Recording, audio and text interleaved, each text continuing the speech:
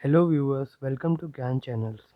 आज के इस वीडियो में बेसिकली हम टाइप्स ऑफ रिएक्शन रेस्पिरेशन के बारे में बात करेंगे। टाइप ऑफ रेस्पिरेशन का क्या है। लास्ट वीडियो में मैंने आपको कुछ बेसिक पार्ट्स बताए थे, जैसे एटीपी क्या होता है, एडीपी क्या होता है। आज के इस वीडियो में हम बेसिकली एरोबिक और एनारोबिक रेस्पिरेशन के बारे में बात करेंगे कि जो कि टाइप्स ऑफ रेस्पिरेशन का मेजर पार्ट है।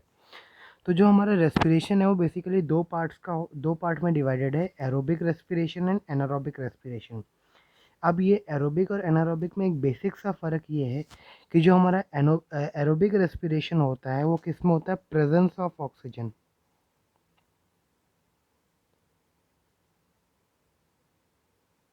प्रेजेंस ऑफ ऑक्सीजन में होता है। जो हमारा एनारोबिक रेस्पिरेशन होता है ये हमारा क्या होता है, एब्सेंस ऑफ एयर और ऑक्सीजन। तो ये जो रेस्पिरेशन टेक्स प्लेस होता है ये हमारे एरोबिक रेस्पिरेशन होता है, जिसमें ऑक्सीजन की प्रेजेंस होती है और यहाँ पे ऑक्सीजन की प्रेजेंस नहीं होती। अब ये ऑक्सीजन की प्रेजेंस का मतलब क्या होता है और नहीं, ये हम आगे के रिएक्शंस वगैरह में देखेंगे कि क्या और कैसे बात करते हैं। तो आइए सबसे पहले हम आज के इस वीडियो में देखते हैं कि एरोबिक रेस्पिरेशन होता क्या है। The respiration which gives oxygen is called which uses oxygen is called aerobic respiration. यानी ऐसा रेस्पिरेशन जो आपका ऑक्सीजन यूज़ करता है, यानी जो अपने अपनी बॉडी को रेस्पायर करता है in the presence of oxygen, उस टाइप का रेस्पिरेशन को हम कहते हैं aerobic respiration. In this glucose food is completely break down. अब इसमें क्या होता है कि जो हमारा फूड है, फूड किस फॉर्म में स्टोर्ड है हमारी बॉडी में या एब्जॉर्ब हुआ, वो किस में हुआ है, ग्लूकोज के फॉर्म में। ग्लूकोज का फॉर्मूला होता है C6H12O6। ये क्या है, ग्लूकोज का फॉर्मूला है। अब ये जो ग्लूकोज हमारी बॉडी में स्टोर होता है, ये क्या होता है, जब हमारा एरोबिक रेस्पिरेशन होता है तो ये क्या होता है, कम्प्लीटली ब्रेक डाउन हो जाता है हमारी बॉडी में। और ब्रेक डाउन होने के बाद क्या होता है, ये हमारा कार्बन डाइऑक्साइड और वाटर रिलीज करता है हमारी बॉडी में। और जो यहाँ से एनर्जी निकलती है वो एनर्जी किस में होती है, एटीपी के मॉलिक्यूल में फॉर्म होकर स्टोर हो जाती है। समझ में आ रहा है। हमारी बॉडी में जो रेस्पिरेशन होता है, जो ग्लूकोज हमारी बॉडी में स्टोर्ड होता है, यानी वो क्या होता है, कम्प्लीटली ब्रेक डाउन हो जाता है किसमें, कार्बन डाइऑक्साइड में, वाटर में और एनर्जी में।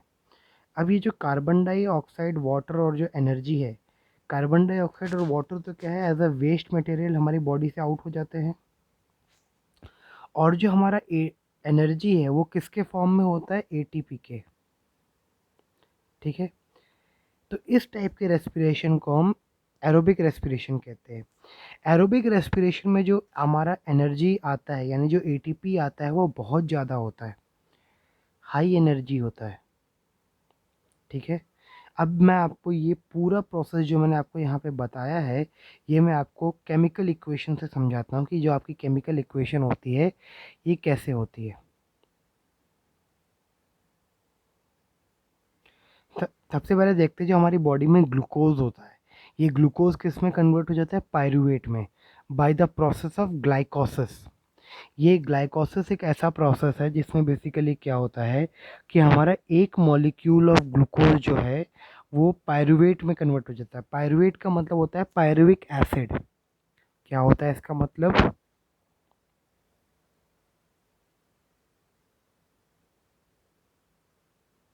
Pyruvic acid. ठीक है। और ये कहाँ पे टेक प्लेस होता है, साइटोप्लाज्म में। यानी हमारे सेल में जो साइटोप्लाज्म होता है, उसी साइटोप्लाज्म में क्या होता है, ग्लाइकोसिस प्रोसेस होता है। अभी ग्लाइकोसिस प्रोसेस जो क्या करता है, ग्लूकोज को पायरुवेट में कन्वर्ट कर देता है, जो कि कंप्लीटली क्या होता है, बर्न नहीं होता।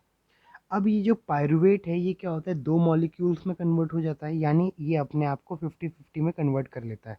अगर ये एक मॉलिक्यूल है हमारा, तो ये अपने आप को यहाँ पे क्या करता है, दो मॉलिक्यूल में कन्वर्ट कर लेता है। अब ये जो दो मॉलिक्यूल है ये अपने आप ऑक्सीजन की प्रेजेंस में in the site of mitochondria, ये क्या होता है, कार्बन डाइऑक्साइड, वाटर और एनर्जी प्रोवाइड करते हैं। मतलब जब इस पायरुवेट को ऑक्सीजन मिल जाता है हमारी बॉडी में, तो ऑक्सीजन मिलने के बाद क्या होता है, ये कम्प्लीटली ब्रेक डाउन हो जाता है, बर्न हो जाता है।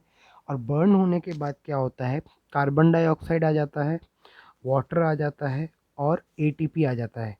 ये जो एटीपी है ये क्या है, स्टोर्ड एनर्जी। और ये जो प्रोसेस होता है ये हमारी बॉडी में माइटोकॉन्ड्रिया में होता है।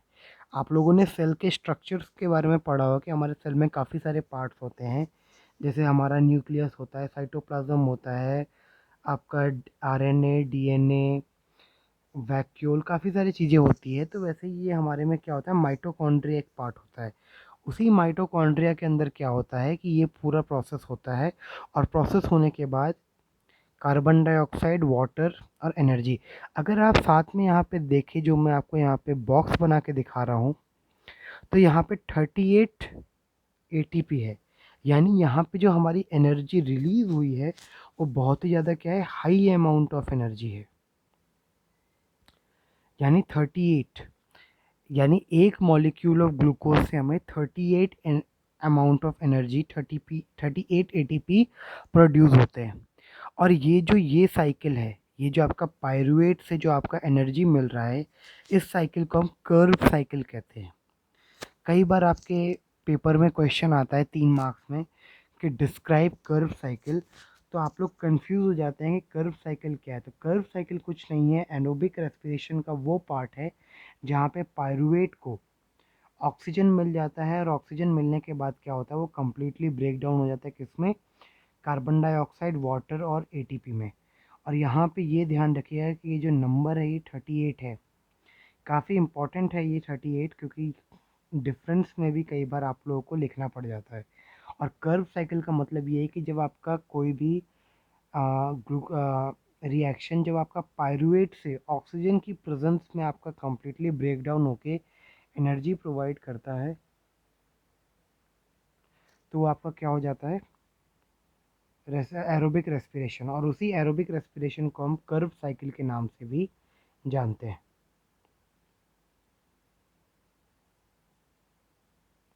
तो आज के इस वीडियो में इतना ही। जिन्होंने मेरे चैनल को सब्सक्राइब नहीं किया है, जो न्यू यूज़र्स हैं, वो मेरे चैनल को जाके सब्सक्राइब कीजिए, मेरे वीडियोस को लाइक कीजिए और बेल आइकन को प्रेस कर दीजिए, जिससे आपको न्यू वीडियोस की नोटिफिकेशन मिल जाए।